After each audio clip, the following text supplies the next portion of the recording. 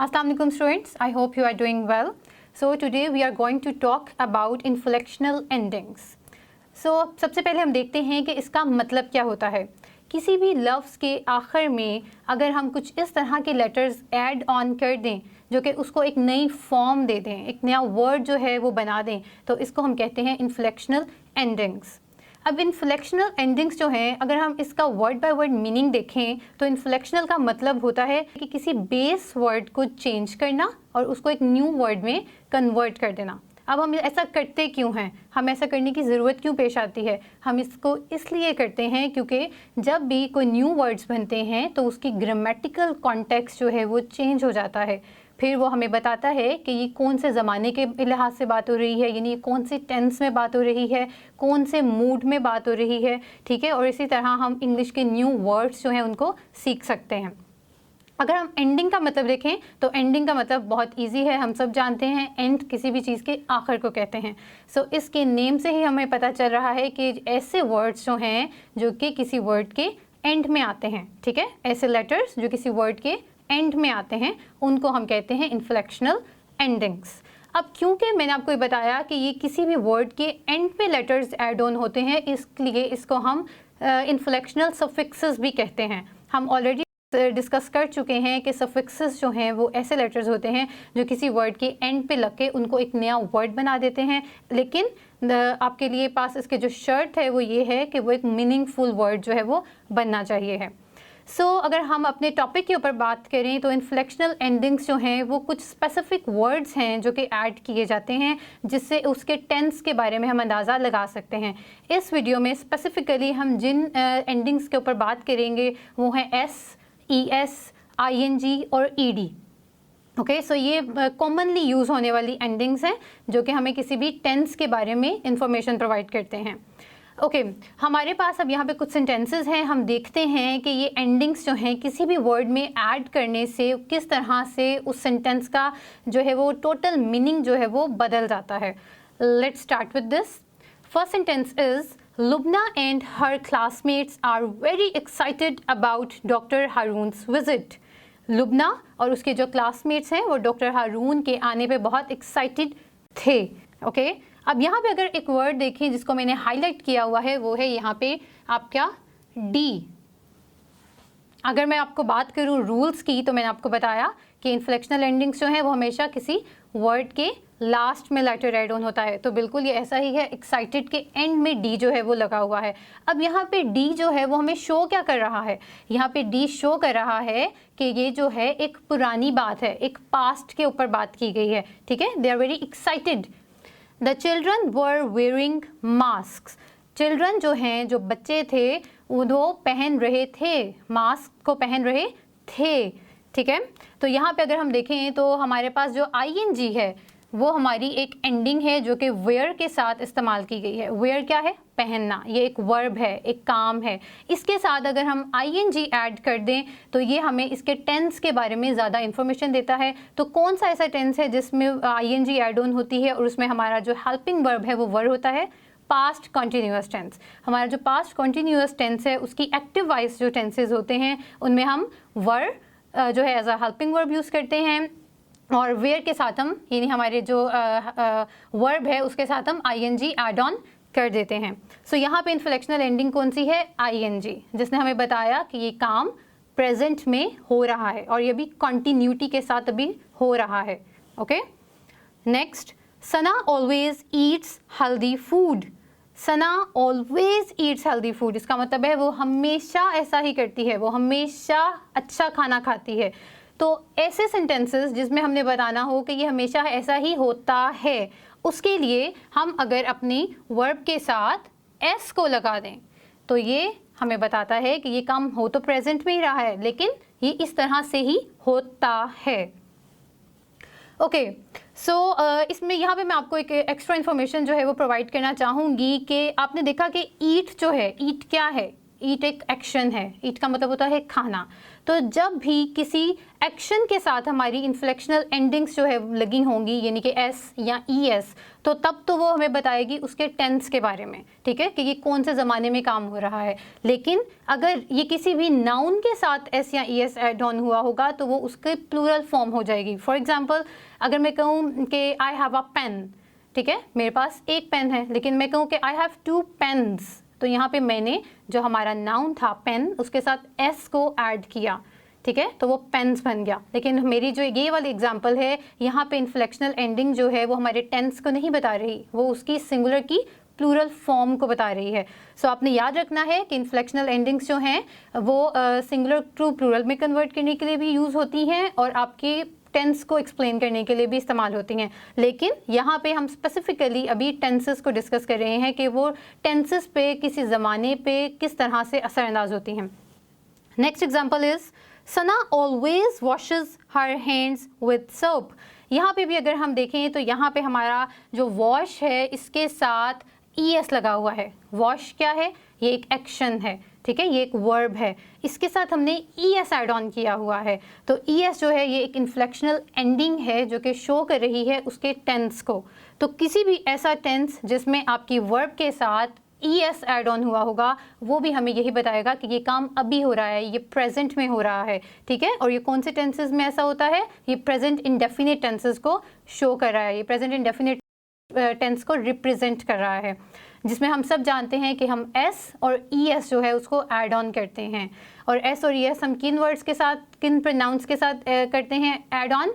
He, she, it, ठीक है, जो सारे यहाँ आपके सिंगुलर नेम्स होते हैं जैसे अली, आलिया, इन सब के साथ भी हम एस या ई एस ऐड ऑन करते हैं। सो इसके बाद आपको बुक में एक एक्टिविटी दी गई है that you have to do it by yourself. आपने क्या करना है, कुछ आप लोगों को इन्फ्लेक्शनल एंडिंग्स जो कि मैंने बताई हैं जैसे कि S, E S, E D और आई एन जी, आपने इन वर्ड्स को, इन एंडिंग्स को अपने माइंड में रखना है और आपने इनसे कुछ वर्ड्स बनाने हैं, ठीक है। और आपने याद रखना है कि जब भी वो आप वर्ड बनाएंगे तो वो उसके टेंस को शो कर रहा होगा, वो उसके ज़माने को शो कर रहा होगा, वो आपके एक पूरे स्ट्रक्चर को बताएगा कि ये कब के बारे में बात की जा रही है। यहाँ पे कुछ एग्जांपल्स मैंने लिखी हुई हैं, आप इनसे देख के आइडिया ले सकते हैं। इसके अलावा आप खुद से भी जो है कुछ एग्जाम्पल जनरेट कर सकते हैं।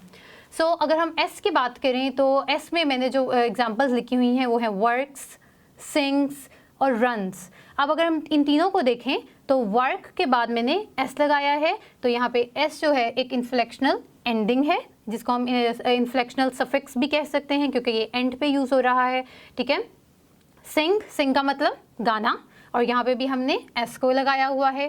रन, रन करने का मतलब भागना, और भागने इस वर्ड के साथ भी हमने एस को लगाया हुआ है। तो ये क्या शो कर रहा है कि ये एक प्रेजेंट इंडेफिनिट टेंस को शो कर रहा है। तो इसके बाद जो हमारा नेक्स्ट इन्फ्लेक्शनल एंडिंग है वो है ई एस। तो ई एस के जो हमारे पास यहाँ पे वर्ड्स गिवन हैं वो फर्स्ट वर्ड है गोज़।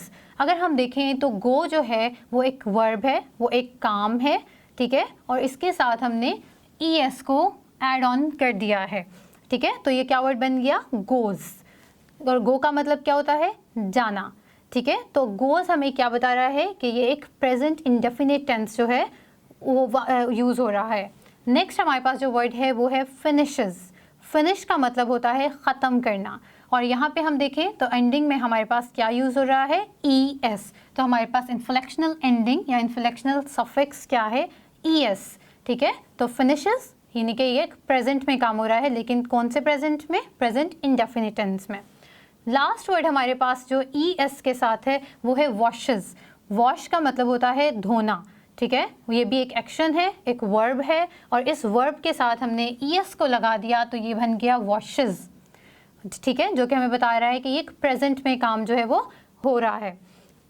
अच्छा, अगर हम बात करें कि आप लोगों को किस तरह से पता चलेगा कि कौन से वर्ड्स जो हैं, कौन सी वर्ब्स जो हैं स्पेसिफिकली जिनके साथ आपने एस लगाना है, या कौन सी वर्ब्स यानी कौन से ऐसे एक्शंस हैं जिनके साथ आपने ई एस लगाना है, ठीक है। This is very important to know कि आपको पता हो कि एस और ई एस का ठीक से इस्तेमाल आपने किस तरह से करना है। तो इसके लिए हमारे पास कुछ रूल्स हैं जिनको हम फॉलो करते हैं। फर्स्ट रूल मैं आपको ऑलरेडी बता चुकी हूँ कि हमेशा जो सिंगुलर थर्ड पर्सन्स होते हैं उनके साथ हम एस या ईएस का इस्तेमाल करते हैं। जैसा कि मैंने आपको बताया था, ही, शी, इट या कोई भी नेम, ठीक है, नेम कोई भी हो सकता है लेकिन वो एक नेम होना चाहिए है। यानी कि अगर मैं कहूँ कि जैनब तो खाली वो जैनब, नॉट जैनब एंड आलिया, ठीक है, सिंगल नेम। ओके, तो ये तो थी इसकी फर्स्ट कंडीशन कि सिंगुलर थर्ड पर्सन जो है वो आपके पास होना चाहिए है। लेकिन ये तो बात थी आपके सब्जेक्ट की। अगर हम बात करें कि वर्ब हमें किस तरह से बताएगी कि उसमें एस या ई एस को लगाना है। वर्ब जो है वो इस तरह से बताएगी कि वर्ब की एंडिंग में जो लेटर्स यूज़ हुए होंगे उससे हम आइडेंटिफाई कर सकते हैं कि इसके साथ हमने एस लगाना है या ई एस लगाना है। अब इसके लिए हमारे इंग्लिश में कुछ रूल्स बने हुए हैं जिनको मैं आपको थोड़े से जो हैं वो वर्ड्स में आपको बता सकती हूँ। बाकी जो है वो आप क्या करेंगे, उनको सर्च करेंगे, क्योंकि इस तरह के और बहुत सारे वर्ड्स आपको मिलेंगे। सो फर्स्ट जो है यहाँ पे अगर हम देखें कि ई एस जो है वो किसके साथ लगा हुआ है, तो हमारा जो एक्शन था, जो वर्ब था वो था गो। गो एंड कहाँ पे हो रहा था, ओ पे, ठीक है। तो ऐसे तमाम अल्फाज मोस्ट ऑफ द टाइम जिनके एंड में ओ यूज़ हो रहा होगा वहाँ पे हम ई एस लगाएंगे, ठीक है। एस लगाएंगे या ई एस, हमें कैसे पता चला, क्योंकि उसका एंड ओ पे हो रहा था। So that's why we will add E S. इसके बाद अगर हम देखें तो नेक्स्ट वर्ड में एस एच लगा हुआ था, तो वर्ब के साथ हमारे एस एच जो हैं ये लगा हुआ था। इससे भी हमें पता चला कि यहाँ पे हमने ई एस को लगाना है, खाली एस को नहीं लगाना। लास्ट में जो है इसमें भी एस एच जो है वो लगा हुआ था, तो इस वजह से हमने यहाँ पे वॉशेस को करते वक्त W A S H S नहीं लगाया, W A S H E S लगाया है। अब ये तो थी सिर्फ 3 एग्जाम्पल जिनमें हमने देखा ओ, एस एच और यहाँ पे भी एस एच लगा हुआ था। लेकिन इसके अलावा कुछ और इस तरह के लेटर्स होते हैं जो कि किसी वर्ब के एंड पे आते हैं और उसके साथ फिर हम ई एस लगाते हैं।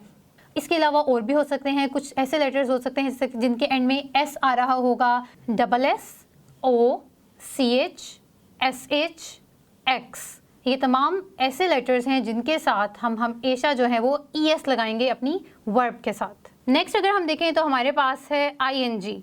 ING क्या है, एक इन्फ्लेक्शनल एंडिंग है।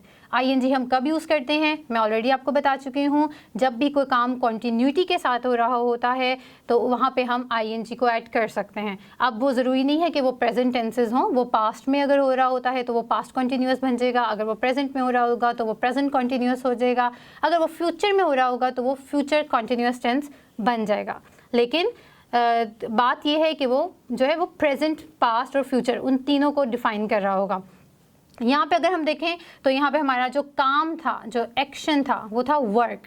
ओके, वर्क का मतलब क्या होता है, काम करना, कोई भी काम। तो यहाँ पे उसके साथ ING आ गया जिसका मतलब हो गया वर्किंग। वर्किंग का मतलब वो कर रही है या वो कर रहा है वो ये काम, ठीक है, मतलब उसमें कॉन्टीन्यूटी को शो कर रहा है। Next singing. अगर मैं खाली बात करूँ सिंग, ठीक है, तो सिंग का मतलब गाना। लेकिन अगर बात हमने कर ली सिंगिंग, तो सिंगिंग मतलब वो ये अभी कॉन्टीन्यूटी के साथ वो सिंगिंग कर रही है। Okay, she is singing a song, वो गाना गा रही है, तो वो कॉन्टीन्यूटी के साथ प्रेजेंट में ये काम कर रही है। इस ING सफिक्स के साथ अगर हम अपनी लास्ट एग्जांपल देखें तो वो है रनिंग। रनिंग का मतलब अगर हम खाली रन को देखें तो रन का मतलब क्या होता है, भागना। इसके साथ ING लग गया तो अब ये शो कर रहा है कि ये प्रेजेंट में ये काम हो रहा है और कंटिन्यूटी के साथ हो रहा है। Like Ali is running in the ground, तो वो अभी भाग रहा है और वो कंटिन्यूटी के साथ वो भागता जा रहा है। ओके, इसके बाद जो हमारी लास्ट इन्फ्लेक्शनल एंडिंग है ED।